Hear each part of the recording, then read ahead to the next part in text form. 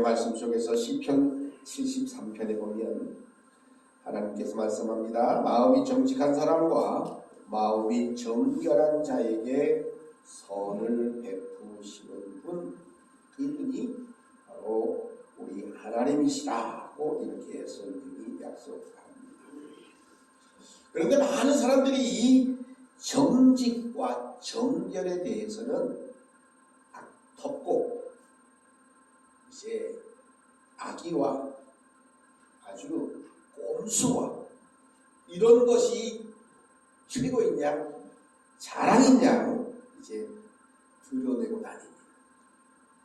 하나님이 그런 자들에게 과연 선을 베푸실까? 우리의 삶의 모습, 우리의 돌아가는 이 현실을 보면 어쩌면 그렇게 정직하지 못하고 정결하지 못한 사람이 잘 사는 것 같기도 해. 어떠세요? 그렇게 느껴집니까? 저 사람은 너무 정직해서 못 살아. 저 사람은 너무 깨끗해서 잘 안 돼. 우리가 때로는 불의한 현실을 마주하거나 악인들이 잘 되어지는 모습을 볼 때에 믿음을 지키고 하나님의 뜻대로 살아가려고 노력하고 애쓰던 일들이 다 부질없이 느껴질 때도 있기도 합니다. 그럴 때 우리 또한 하나님의 정의는 어디 있는지를 또 의문 가지고 하나님 앞에 기도할 수 있고 기도할 때도 있습니다. 오늘 이 하박국이라고 하는 설지자가 그랬어요. 하나님 도대체 왜 저렇게 사는데 저런 자들이 잘 살고 잘 되는 것처럼 보여집니까? 라는 겁니다. 이 하박국 선지자의 활동했던 시기가 주전 600년이라고 그렇게 이야기를 합니다.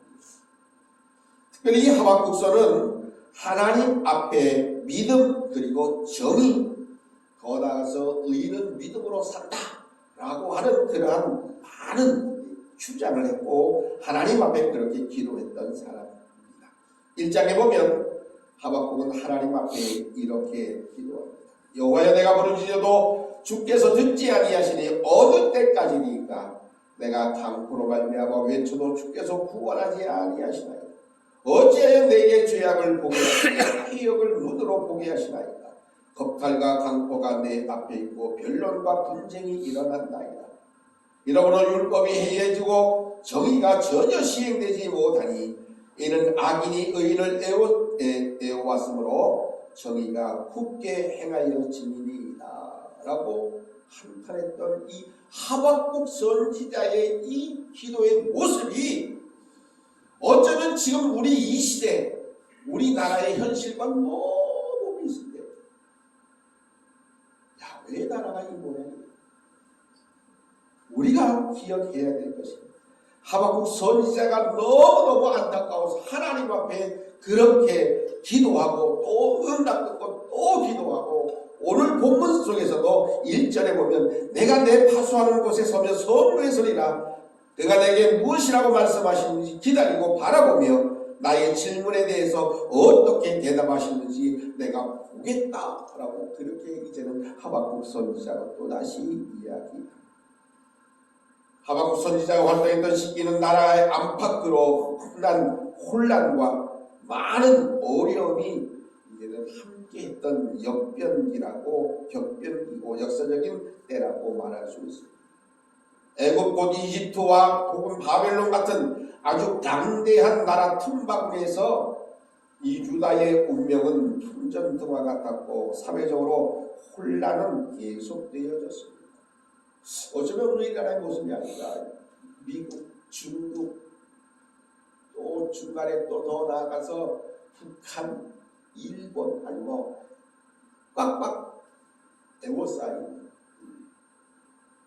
어느 쪽으로 가야 되는지 분간하지 못할 만한, 그리고 불법이 아주 오히려 자행되어지고 있는, 그리고 다툼과 시비가 그치지 아니하고 하나님의 말씀은 해이해지고 정의는 전혀 실현되지 않는 이 모습이 곧 우리의 모습이기도 합니다.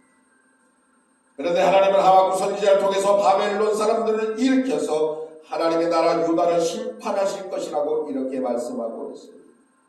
하박국이 아무리 백성들이 죄를 지었다 할지라도 그들보다도 더 악독한 나라를 들어서 유다를 심판하는 것 정의로운 하나님이 하시는 일인지를 이제 이렇게 성경은 하박국은 이야기합니다. 11장 12절을 한번 볼게요. 1장 12절부터 함께 우리 17절까지 함께 봉독해 보겠습니다. 시작. 선지자가 이르되 여호와 나의 하나님 나의 거룩하시며 주께서는 만세 전부터 계시지 아니하시나이까 우리가 사방에 이르지 아니하리이다. 여호와여 주께서 심판하기 위하여 그들을 두셨나이다. 안석이시여 주께서 경계하기 위하여 그들을 세우셨나이다. 주께서는 눈이 정결하심으로 악을 참아보지 못하시며 폐역을 참아보지 못하시거늘 어찌하여 거짓된 자들을 방관하시며 악인이 자기보다 의로운 사람을 삼키는데도 잠잠하시나이까. 주께서 어찌하여 사람을 바다에 고기 같게 하시며 다스림 자 없는 벌레 같게 하시나이까. 그가 낚시로부터 모두 낚으며 그물로 잡으며 투박으로 모으고 그리고는 기뻐하고 즐거워하여 그물에 제사하며 투박 앞에 분양하오니 이는 그것을 힘입어 소득이 풍부하고 먹을 것이 풍성하게 됩니이다. 그가 그물을 떨고는 계속하여 여러 나라를 무자비하게 멸망시키는 것이 옳으니까. 이렇게 하박국 선지자는 하나님 앞에 호소하고 하나님 앞에 그렇게 기도하면서 내가 이제 하나님께서 나에게 어떻게 응답하시는지 어떻게 무엇을 말씀하시는지 내가 이제 성문에 서서 이제 기다려 보겠다라고 하는 것이 오늘 하박국 선지자의 모습입니다. 자, 그런데 그런 하박국에 대해서 하나님이 이렇게 대답해 주십니다. 2절을 함께합니다. 2절부터 3절까지입니다. 시작. 여호와께서 내게 대답하여 이르시되 너는 이 묵시를 기록하여 판에 명백히 새기되 달려가면서도 읽을 수 있게 하라. 이 묵시는 정한 때가 있나니 그 종말이 속히 이르겠고 결코 거짓되지 아니하리라. 비록 어딜지라도 기다리라. 지체되지 않고 반드시 응하리라. 이게 하나님이 하나님 앞에 호소했던 하박국 선지자에게 주시는 하나님의 응답의 말씀입니다. 하박국은 답을 듣지 못하면 성로에서 내려오지 않겠다고 하는 비장한 마음으로 성로에 올라가서 하나님의 말씀을 듣고자 했습니다. 그때에 하나님이 오늘 2절과 3절에 말씀합니다. 너는 이 묵시를 기록하여 판에 명백히 새기되 달려가면서도 읽을 수 있게 하라고 말씀합니다. 모든 사람들에게 볼 수 있게 판에 똑똑히 기록하라고 말씀하고 있습니다. 그 모든 묵시의 내용은 하나님이 정하신 때에 그 끝이 반드시 온다는 겁니다. 하나님이 정하신 때에 끝이 반드시 올 것임을 분명히 말씀하고 있습니다. 불의한 일들을 자행하는 악인들은 하나님이 정하신 때에 멸망할 것입니다. 그렇기에 의인들이 해야 할 일은 비록 더딜지라도 하나님이 정하신 때 그때를 믿음으로 인내하며 기다리라는 겁니다. 그래서 우리는 기다릴 줄 알아야 됩니다. 하나님이 정한 때가 오면 반드시 말씀 속에서 종말이 속히 올 것이고 결코 거짓되지 아니할 것이라는 겁니다. 어쩌면 더딜지라도 우리가 느껴질 때에 기다린다는 것은 굉장히 더뎌요. 기다리면 왜 이렇게 시간이 안 가는 것 같이 느껴지는지, 왜 이렇게 안 오지, 왜 이렇게 안 가지 그렇지만 반드시 때가 정한 때가 온다고 말씀합니다. 더딜지라도 기다리라. 왜? 지체되지 않고서 반드시 하나님의 말씀은 하나님의 약속은 임하게 될 것이라고 이렇게 말씀하고 있습니다. 그래서 하나님이 정하신 때를 기다리는 사람들은 당장의 눈 앞에 있는 보이지 않는 일이라도 할지라도 씨를 뿌리는 일들을 멈추지 말아야 한다는 거예요. 농부가 밭을 갈았습니다. 그런데 밭을 갈고 나면 잘 이제 준비해놓고 해야 할 것은 씨를 뿌리든지 종자를 심어야 돼요. 그런데 우리가 흔히들 생각할 때 심으면 심은 대로 바로 올라오지는 않잖아요. 때를 기다려야 돼요. 한참 기다려야 돼요. 못 심고 5월달, 6월달, 7월달, 8월달, 9월, 10월까지 6개월 어떻게 기다려? 아우 힘들어서 못 기다려. 안 심어. 그런 사람이 농부가 맞을까요? 농부는 그렇지 않아요. 6개월이 걸리든지 또한 이제는 몇 년이 걸리든지 심어야 돼. 심어야 올라오고. 그것이 곧 기다림입니다. 그래서 우리는 앞이 보이지 아니한다 할지라도 씨 뿌리는 농부처럼 열심히 믿고 기도하고 기다리는 거예요. 그게 우리 그리스도인들이 해야 할 일입니다. 하나님의 정하신 때를 기다릴 줄 알아야 됩니다. 그 사람이 의인이고 사는 사람입니다. 요즘에 이제 삶도 벌써 종삽을 준비해서 삶을 벌써 심으려고 준비를 한 것 같아요. 우리가 잘 아는 대로 종삽을 심으면 최소한도 6년을 기다리는 건데 6년을 어떻게 기다려야지. 내가 지금 다 늙어가는데 지금 심어서 6년을 어째 기다렸다 어째거도 안 심어. 그 사람에게는 삶이 농사가 될 수가 없습니다. 6년이라고 하는 세월을 기다려야죠. 그것을 바라보고 우리는 끝까지 기다리는 그게 믿음입니다. 그 사람이 사는 겁니다. 그 사람이 거두는 겁니다. 그 사람이 많은 것을 얻을 수 있게 되는 겁니다. 그런데 6개월 어떻게 기다리냐. 베트남 가보면 1년에 3번씩 보내가지고 2-5달에 한 번씩 걷어들이는데 6개월을 기다려? 못해. 산모작 얼마나 빨리 좋아요. 3개월에 한 번씩 걷어들이는데 얼마나 힘이냐.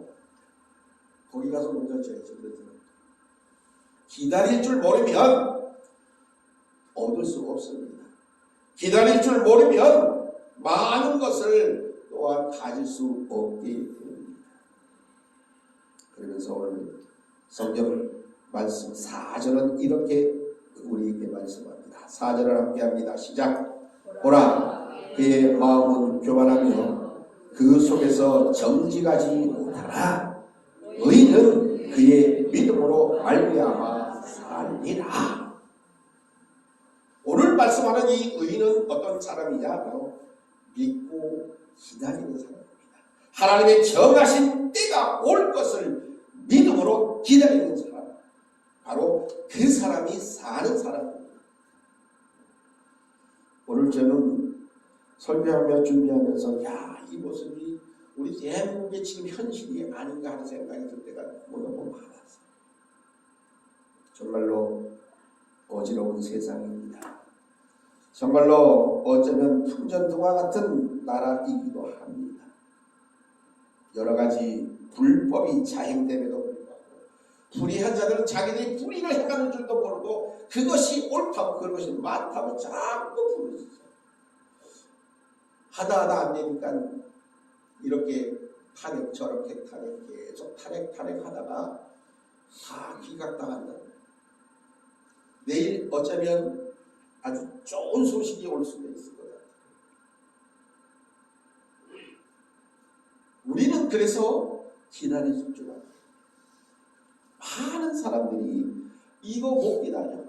어떻게 기다려? 어떻게 빨리 좀 하기를 원하기도 하는데 하나님은 분명히 말씀합니다.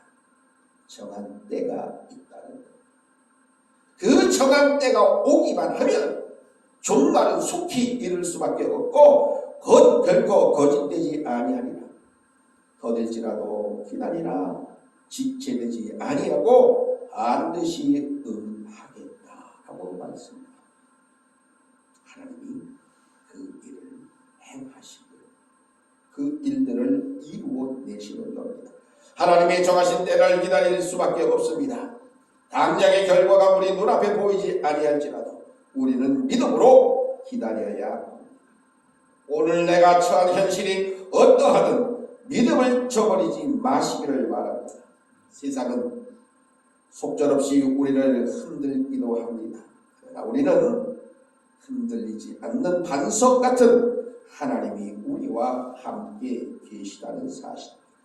그래서 의인은 믿음으로 사는, 어렵게는 사람을 모든 믿음의 권속들 믿음으로 사시기를 바랍니다. 너무 조급해하지 마세요. 하나님이 정하실 때가 반드시 옵니다. 그때까지 우리는 믿음으로 지켜나가야 할 것입니다.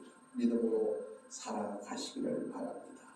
하나님이 반드시 정한 때가 되었으면 그 모든 하나님의 편에서 하나님의 정의로 하나님의 공의로 반드시 심판하실 것을 우리가 다시 한번 분명히 믿습니다. 매일매일의 삶의 모습 속에서 믿음으로 살아 승리하여 하나님의 거룩하신 하나님의 쓰심에 온전히 쓰임받는 우리 모두가 되시기를 간절히 바랍니다. 능력의